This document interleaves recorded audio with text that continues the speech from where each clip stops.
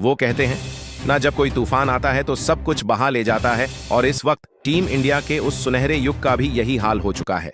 रोहित शर्मा गए, विराट कोहली ने भी अलविदा कह दिया, और अब एक और बम फूट चुका है दोस्तों। रविंद्र जडेजा ने भी टेस्ट क्रिकेट से संन्यास लेने का मन बना लिया है।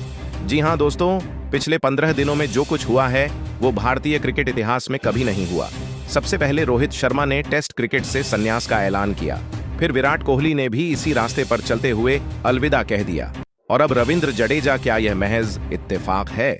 क्या तीनों खिलाड़ियों ने पहले से प्लान कर रखा था कि अब वक्त है पीछे हटने का, या फिर कहीं ना कहीं कोच गौतम गंभीर की सख्ती ने इन्हें मजबूर कर दिया है?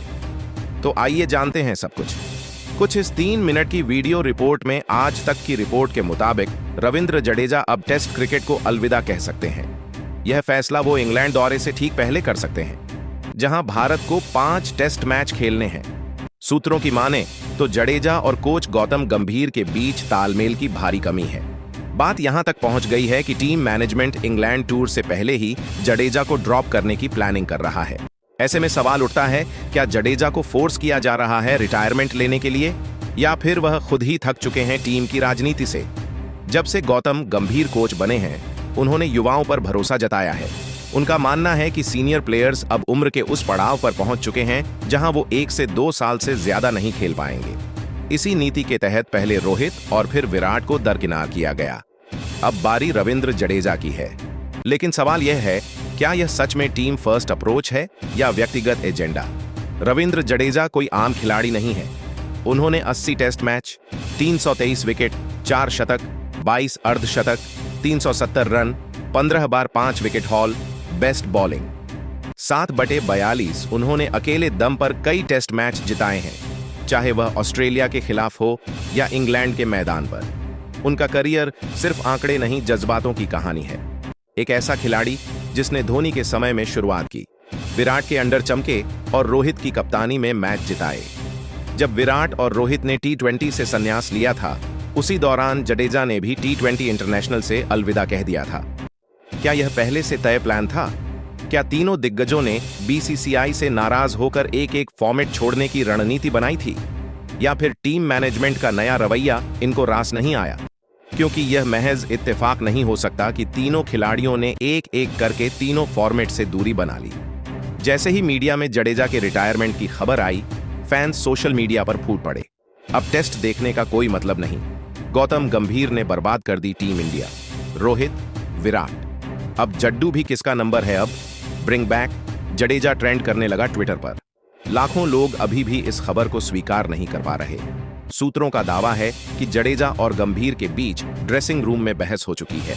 जहां एक तरफ गंभीर युवा खिलाड़ियों को प्रमोट कर रहे हैं, वहीं जडेजा खुद को इग्नोर किया जा रहा महसूस कर रहे हैं।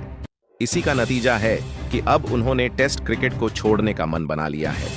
टीम इंडिया को जुलाई में इंग्लैंड के खिलाफ 5 मैचों की टेस्ट सीरीज खेलनी है। पहला टेस्ट 20 जुलाई लीड्स, आखिरी टेस्ट 31 जुलाई ओवल। जडेजा जैसे अनुभवी ऑलराउंडर के बिना यह सीरीज जीतना आसान नहीं होगा। युवाओं में टैलेंट है, लेकिन विदेशी जमीन पर अनुभव बहुत काम आता है, और वह अनुभव जडेजा के पास था।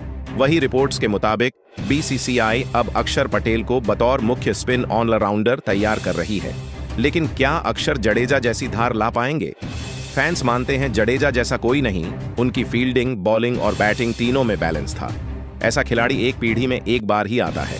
हालांकि अब तक BCCI ने कोई आधिकारिक बयान नहीं दिया है, न जडेजा की रिटायरमेंट पर, न गंभीर जडेजा विवाद पर, न ही रोहित विराट के भविष्य पर। ऐसे में फैंस का गुस्सा और बढ़ रहा है।